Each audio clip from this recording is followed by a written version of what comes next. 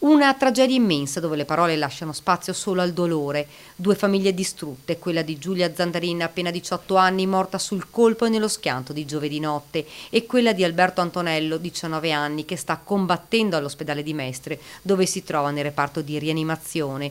Due giovani come tanti, una serata con gli amici, l'allegria e la spensieratezza di quest'età. Avevo visto Alberto e anche la Giulia, li avevo visti alla Mostra di Venezia, quindi avevo insomma l'immagine nella testa, è stata una cosa tremenda, quindi adesso domani torno e proverò a fare un salto a Franco e vedere insomma com'è la situazione.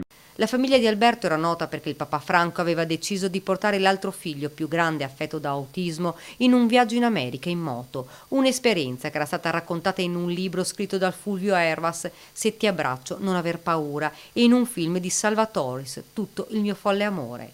Proprio Ervas ci parla della famiglia Antonello già provata nella vita. Assolutamente sì, dici insomma veramente che la vita è una lotteria che ha pochissimi numeri e sceglie sempre sugli stessi, sulle stesse persone, insomma voglio dire, più di così uno nella vita cosa deve provare, che cosa ancora deve essere testato, no? Quindi insomma grande dolore, davvero grande amarezza, ma naturalmente per tutte e due le famiglie. Una società, questa spiega Ervas, dove sempre di più si è portati a correre, una società che ti spinge ad avere sempre più adrenalina.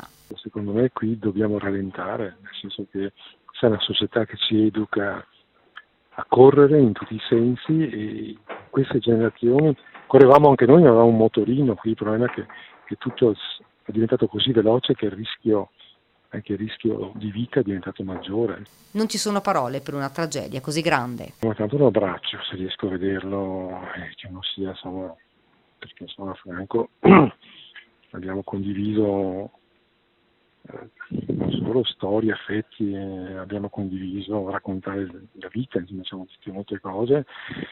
Lo abbraccio e non si dice altro in insomma, in questo momento bisogna fare i mammiferi che trasmettono calore, poi vedremo dopo che cosa succede.